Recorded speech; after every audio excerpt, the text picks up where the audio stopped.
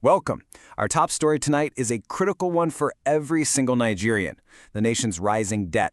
It's a journey that really started with the promise of independence, but has now led us to a very precarious financial crossroads. That's absolutely right. And for decades, the official narrative has been quite consistent, that these loans are necessary tools for development. We've heard it time and time again. They're meant to fund our infrastructure, stabilize the economy. But as this timeline really shows, the reality is far more complex. Let's just go back to the beginning for a moment. It's so important to remember that in 1960, at independence, Nigeria was a nation with virtually no debt. It started its journey on a clean financial slate full of potential. But then came that turning point. The oil boom of the 70s should have secured our prosperity for generations.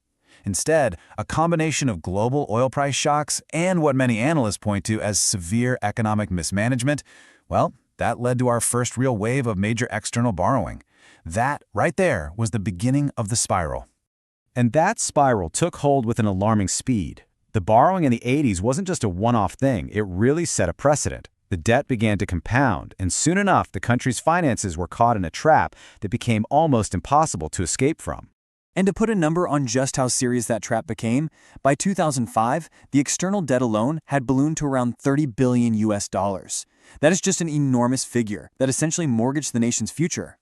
All of that crippling pressure did lead to a landmark moment. In 2005, the Obasanjo administration secured a monumental deal with the Paris Club, and that wiped out $18 billion of that debt. There was a collective sigh of relief across the country. It really felt like a second chance. But here's where it gets concerning.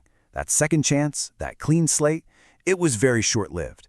In the years that followed, a new and, you could argue, a more voracious wave of borrowing began, this time from a whole new mix of domestic and international sources.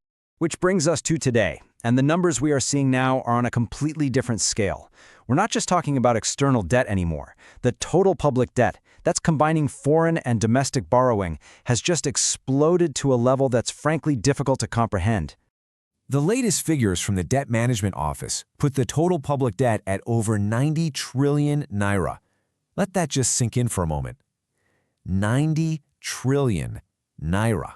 And that raises the most critical question. Beyond the headlines and these dizzying numbers, what does that actually mean for the average Nigerian on the street? Because this is far from just some abstract figure on a balance sheet. And this visual really illustrates the core of the problem. It's debt servicing. It's a stark reality. At certain points, over 80% of our entire national revenue has gone to simply paying back the loans. That leaves just a sliver, less than 20%, for everything else.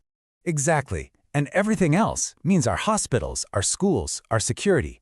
When debt servicing consumes that much of the revenue, it's a direct cut from public services. It puts immense pressure on the Naira, driving up the cost of living that every family feels, and ultimately, it's a staggering burden that we're placing on future generations. Now, to be fair, the government's position is that borrowing in itself is not the enemy. Proponents will argue that for a developing nation, loans are a necessary tool to fuel growth. So the entire debate then hinges on one critical question. How is the money actually being used? Well, the official argument has always been that these loans fund critical infrastructure, the roads, railways, and power plants that are needed to grow the economy. But that brings us to the fundamental concern. Are these projects generating enough economic value to justify the debt? And crucially, is the process transparent enough for citizens to hold the government accountable for the results?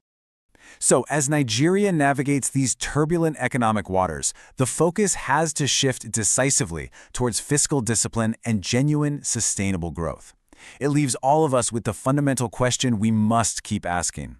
Are these decades of loans truly building a better future, or are we simply deepening the burden for generations